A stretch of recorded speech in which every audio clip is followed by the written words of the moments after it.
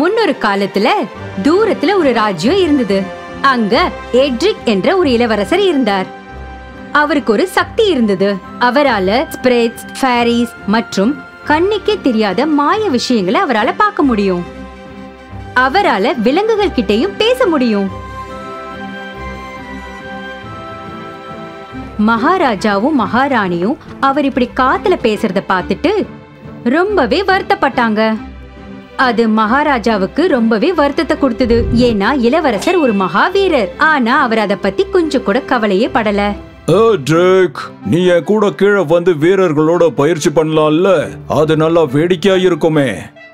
இல்ல வேண்டாம்ப்பா, எனக்கு இதெல்லாம் பிடிக்காதுன்னு உங்களுக்கு தெரியும்ல. ஓ,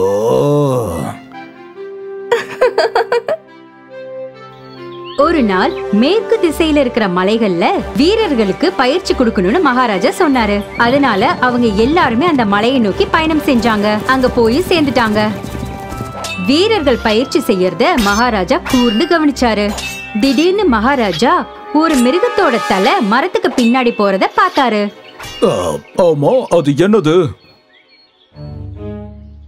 என்ன சொல்றீங்க மகாராஜா? நான் காட்டுக்குள்ள போகலான்னு இருக்கு. படைத்தலைவர் பதில் சொல்றதுக்கு முன்னாடியே மகாராஜா காட்டுக்குள்ள கிளம்பிட்டாரு. மரத்துக்கு பின்னாடி தெரிஞ்ச மிருகத்தை கண்டுபிடிக்க அவர் ரொம்ப தூரம் போனாரு. அப்போ திடீர்னு 3 தலை கொண்ட வித்தியாசமான பயங்கரமான ஒரு விலங்கு நிக்கிறத பார்த்தாரு. பல ராஜ்யங்களை என் கட்டுப்பாட்டுக்குள்ள வச்சிருக்க, அதே மாதிரி உங்களையும் நான் கட்டுப்படுத்துவேன்.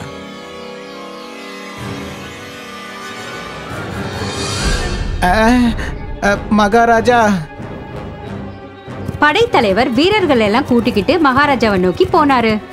எல்லா இடத்துலயும் தேடி பார்த்தும் மகாராஜாவை கண்டுபிடிக்கவே முடியல. அவங்க கோட்டைக்கு திரும்ப வந்து மகாராணி கிட்ட இத பத்தி சொன்னாங்க.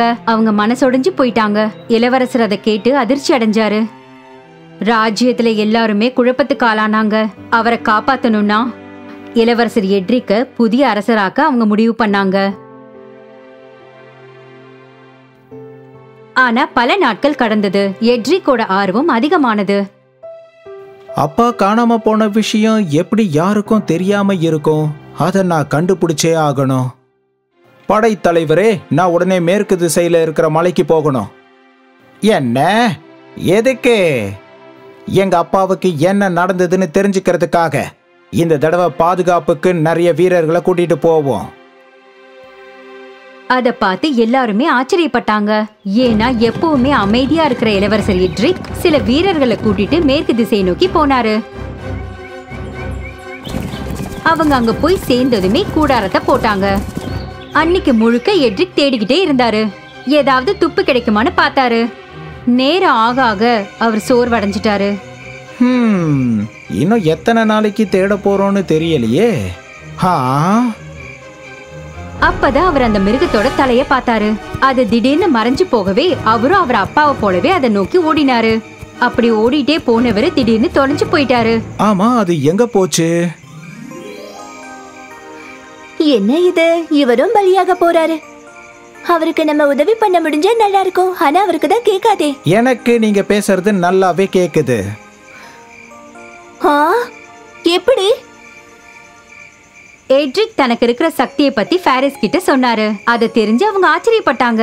சரி, இப்ப எனக்கு ஏதோ உதவி பண்றத பத்தி பேசுனீங்களே. ஃபேரிஸ் எட்ரிக் கிட்ட என்ன சொன்னாங்கன்னா, அந்த மிருகம் ஒரு சக்தி வாய்ந்த ஜீனி. ஒருவேளை அந்த ஜீனியை தோக்கடிக்கணும்னா இந்த ஃபேரிஸோட உதவி தேவையாம். இந்தாங்க, இதை எடுத்துக்கோங்க. அந்த ஜீனியை பிடிக்க இது உங்களுக்கு உதவும். ஆனா அவரு மிருக உருவத்தில இருந்து மாறுற வரைக்கும் நீங்க காத்திருக்கணும். எட்ரிக் ஃபேரிஸ்க்கு நன்றி சொன்னாரு. அந்த மிருகத்தை தேடி போனாரு. அந்த மிருகம் அவருக்காக தான் காத்துக்கிட்டு இருந்தது. அது அவர் மேல பாஞ்சுது. ஆனா எட்ரிக் ரொம்ப திறமைசாலிங்கிறதுனால அதுல இருந்து தப்பிச்சிட்டாரு. மிருகத்தோட உருவத்துல இருக்கிறதுனால ஜீனியால தன்னோட சக்தியை பயன்படுத்த முடியல. உடனே ஜீனி உருவத்துக்கு அது மாறிச்சு. என்ன தைரியம் இருக்கும் உனக்கு? நீ என்ன தோக்கடிப்பன்னு நினைச்சிட்டு இருக்கியா? நான் யாருங்கிறத இப்போ உனக்கு காட்டுறேன்.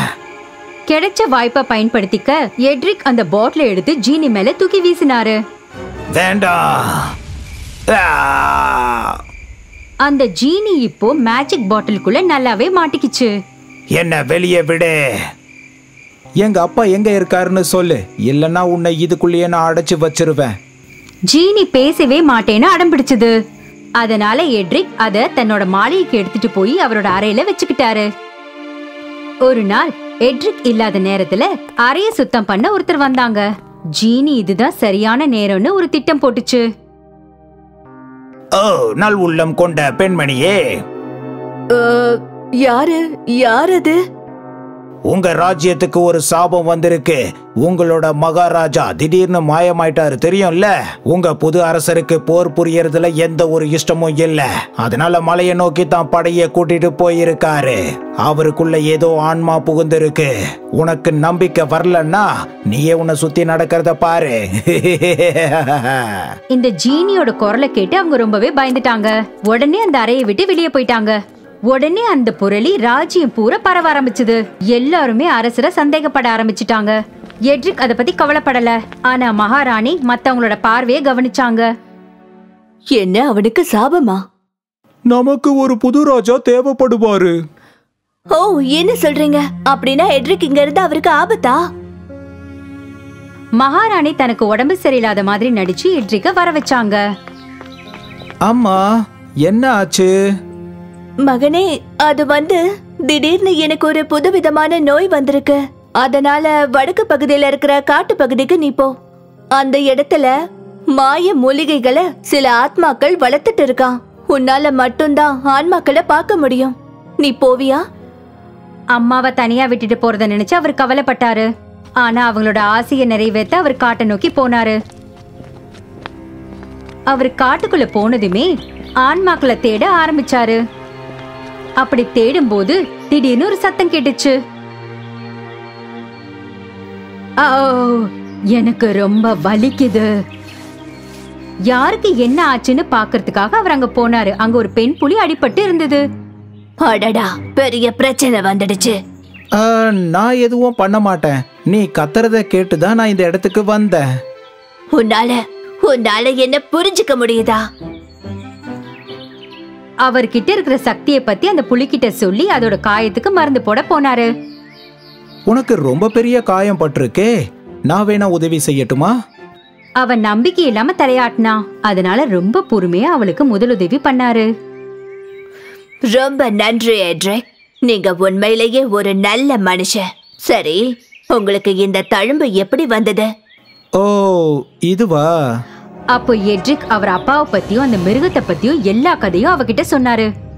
அந்த புலி அதை கேட்டு ரொம்பவே ஆச்சரியப்பட்டுச்சு. ஓ, அவன்தானா? அந்த ஜீனியை தான் நான் தேடிட்டு இருக்கேன். விஷயம் என்னன்னா, நான் ரூபி ராஜ்யத்தோட இளவரசி ரோசபெல்லுக்கு சொந்தமானவ. நாங்க தடை செய்யப்பட்ட ஒரு புராண புத்தகத்தை திறந்ததுனால ஜீனி வெளியே வந்தா. அப்போ அந்த புலி சொல்லிச்சு, அந்த ஜீனியை திரும்ப அடைக்க இளவரசியால மட்டும்தான் முடியும்னு. ஆனா அப்படி செய்யறதுக்குள்ளேயே மகாராணிய ஒரு மாய கூண்டுக்குள்ள அடைச்சு வச்சுட்டாங்க. அதனாலதான் நான் அந்த ஜீனிய ரொம்ப காலமாவே தேடிக்கிட்டு இருக்கேன். நாம எப்படியாவது அவனை பிடிக்கணும். இளவரசர் அந்த புலி மேல ஏறி சவாரி செஞ்சாரு. தன்னோட ராஜ்யத்துக்கு அவர் திரும்பி போனாரு. யாருக்கும் தெரியாம தன்னோட அறைக்கு போய் ஜாடிக்குள்ள இருந்த ஜீனி எடுத்துட்டு அவர் வெளியே வந்தாரு. அந்த புலி இளவரசி அடைச்சு வச்சிருந்த அந்த மாய கூண்டுக்கு கூட்டிட்டு போச்சு. இளவரசி, கவலைப்படாத, அவளை காப்பாத்த நான் உதவி பண்றேன். அந்த திடமான கதவை அவங்க ரெண்டு பேருமே சேர்ந்து திறந்தாங்க. நெருப்பால சூழப்பட்டிருக்கிற அறைய அவங்க அடைஞ்சாங்க. ஓ, இத தாண்டி நம்மளால போக முடியாது. நீ கவலைப்படாத, என்கிட்ட ஒரு யோசனை இருக்கு. நீரின் ஆன்மாக்களே, எனக்கு உதவி பண்ணுங்க. அவர் அப்படி கூப்பிட்டதுமே 3 நீர் ஆன்மாக்கள் உடனே வந்தாங்க. அவங்க தண்ணீரை பயன்படுத்தி உடனே நெருப்ப அணைச்சிட்டாங்க. எட்ரிக்கும் அந்த புலியும் அடுத்த அறையை நோக்கி போனாங்க. அச்சச்சோ! இப்ப 2 பேரும் பெரிய பல்ல உள்ள அறைக்கு போனாங்க. அந்த பள்ளத்துக்குள்ள 3 சிங்கங்கள் பசியோடு நின்னுட்டு இருந்தது. ரொம்ப கோவமாவும் இருந்துச்சு. காற்றின் ஆன்மாக்களே, உடனே வந்து எங்களுக்கு உதவி செய்யுங்க. உடனே அங்க ஆன்மாக்கள் வந்து எட்ரிக்கையும் புலியையும் தன்னோட முதுகுல தூக்கிட்டு பள்ளத்தை தாண்டி போனாங்க. ஒரு வழியா இங்க வந்தாச்சு. இளவரசி இந்த பக்கத்து அறையில தான் இருப்பாங்கன்னு நம்புறேன். மூணாவது கதவை திறந்ததும் எட்ரிக்கும் புலியும் இளவரசிய பார்த்து ரொம்பவே சந்தோஷப்பட்டாங்க. இளவரசி டிகி. ஓ அப்படியா? இதுதான் உன்னோட பேரா? ஆமா, என்னோட இளவரசி மட்டும்தான் என்ன அப்படி கூப்பிடுவாங்க. டிகி. ஆமா, இவர் யாரு? இவருதான் அரசர் எட்ரிக். இவருக்கிட்டதான் அந்த ஜீனி இருக்குது. ரோசபெல் கிட்ட அந்த புலி எல்லா கதையுமே சொல்லுச்சு. அத கேட்டு அவ ரொம்பவே சந்தோஷப்பட்டா. நல்ல விஷயம்தான். நாம உடனே இங்க இருந்து போலாம். என்னோட ராஜ்யத்துக்கு நான் திரும்ப போகணும். 3 பேருமே ரோசபெல்லோட அந்த மாளிகைக்கு போனாங்க. ஜீனி அடைச்சு வச்சிருந்த அந்த மாய புத்தகத்தை அவங்க தேடி எடுத்தாங்க. எட்ரிக் அந்த மாய ஜாடியை வெளியெடுத்து வச்சாரு. நான் எங்க இருக்கேன்? அச்சச்சோ! ஏய் தந்திரமான ஜீனியே, இந்த ரூபி ராஜ்யத்தோட இளவரசி மறுபடியும் உன்னை இந்த புத்தகத்துக்குள்ள போகும்படி ஆணையிடுற. இனி எப்பவும் நீ வெளியே வரக்கூடாது. ரோசபெல் அந்த புத்தகத்தை மூடினதுனால எட்ரிக்கோட தந்தைய உடனே வர வச்சுது. அப்பா! எட்ரிக், ஓ எட்ரிக், ஜீனி என்ன ஒரு இருட்டான இடத்துல அடைச்சு வச்சிருந்தது. புலியும் இளவரசியும் ரொம்ப சந்தோஷமா இருந்தாங்க. ராஜாவும் எட்ரிக்கும் ராஜ்யத்தை நோக்கி பயணிச்சாங்க. மகாராஜாவை பார்த்து ராணி ரொம்பவே சந்தோஷப்பட்டாங்க. உங்களுக்கு உடம்பு சரியில்லாத போது உங்களை தனியா விட்டுட்டு போனதை நினைச்சு நான் ரொம்பவே வருத்தப்பட்டேன்னு சொன்னாரு. ஓ, எனக்கு ஒண்ணும் ஆகல. இந்த ராஜ்யம் உனக்கு ஆபத்தா மாறிடுச்சுன்னு நினைச்சுதான் வெளியூருக்கு அனுப்பி உன்னை பாதுகாப்பா பாத்துக்கணும்னு நினைச்சேன். மகாராஜா திரும்ப வந்ததை நினைச்சு எல்லாருமே ஆச்சரியப்பட்டாங்க. நம்ம மகாராஜா திரும்பவும் வந்துட்டாரு. தன்னோட மகன் எட்ரிக்க வந்துட்டாரு. இது என்ன அதிசயம்! மகாராஜா மக்கள் கிட்ட இருக்கிற பயத்தை உடனே போக்கிட்டாரு. அங்க நடந்த விஷயத்த ஒண்ணு விடாம அவர் சொன்னாரு. என் மக எட்ரிக்க யாரும் சந்தேகப்படாதீங்க. ஏன்னா ரூபி ராஜ்யத்தோட இளவரசியும் என்னையும் இவர் தான் காப்பாத்தினாரு. அந்த செய்தியை கேட்ட மக்கள் எல்லோருமே சந்தோஷப்பட்டாங்க. அதுக்கப்புறம் ராஜ்யமே ரொம்ப சந்தோஷமா இருந்தது. எட்ரிக்கும் ரோசபெல்லாவும் ரொம்ப நல்ல ஃப்ரெண்ட்ஸ் ஆனாங்க. அவங்க டிகியோட ரொம்ப நல்லா விளையாடினாங்க. ஏய், இளவரசி மட்டும்தான் என்ன அப்படி கூப்பிடணும்னு சொன்னல. ஓ சாரி.